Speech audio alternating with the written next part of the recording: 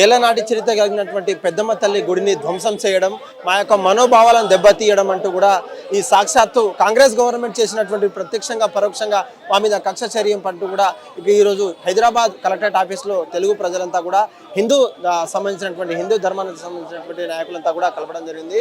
అయితే కలెక్టర్ గారికి రిప్రజెంటేషన్ ఇచ్చి అక్కడ వారితో ఏం మాట్లాడారు, అక్కడ ఉన్నటువంటి విశేషాలు వారి మాటల్లో అడిగే ప్రయత్నం చేద్దాం. మేడం నమస్తే మేడం.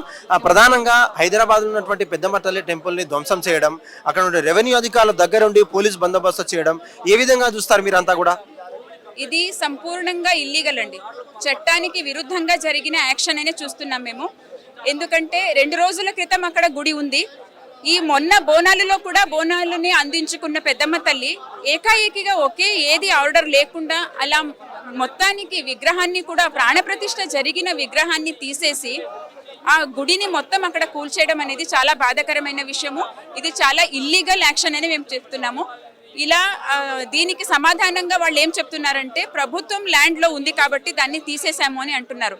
కానీ ప్రభుత్వం ల్యాండ్లో ఉంది అని ఒక విషయాన్ని పట్టుకొని మీరు అలా ఇల్లీగల్గా చేయడం కూడా తప్పు. అంటే మీరు చేసింది కూడా ఇల్లీగలే అని మేము ప్రభుత్వానికి చెప్తున్నాము. అక్కడ ఎంఆర్ఓ ఒక ఆర్డర్ వల్ల అక్కడ అది గుడి కూల్చేయడం జరిగింది అని చెప్పారు. కానీ అలా సెక్యులర్ దేశం మంది, అంటే అందరికీ ఒకే సమానమైన ఒక న్యాయం ఉండాలి.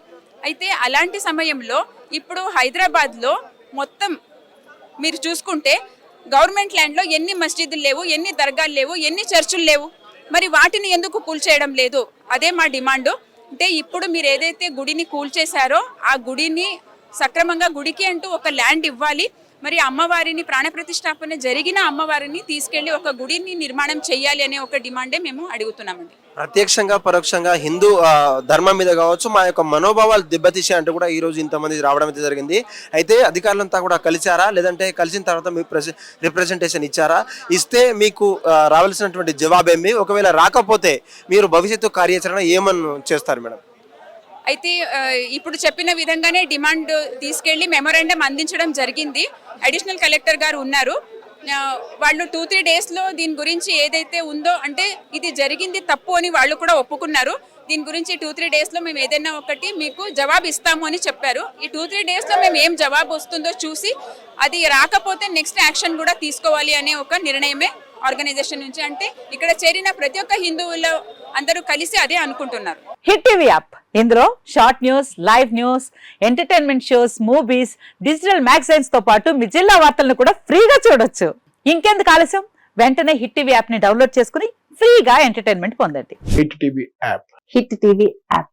Please download hit TV app. Hit TV app ని ఫ్రీగా డౌన్లోడ్ చేసుకుని ఎంజాయ్ చేయండి. మీకు నచ్చిన ఎంటర్టైన్మెంట్ కోసం హిట్ టీవీ యాప్ ని ఫ్రీగా డౌన్లోడ్ చేసుకుని ఎంజాయ్ చేయండి. హిట్ టీవీ యాప్ ని డౌన్లోడ్ చేసుకుని ఆస్వాదించండి, ఆశీర్వదించండి. ఇంతమంది సెలబ్రిటీలు హిట్ టీవీ యాప్ ని డౌన్లోడ్ చేసుకోండి అని చెప్తున్నారంటే ఎంత మంచి యాప్ ఆలోచించండి.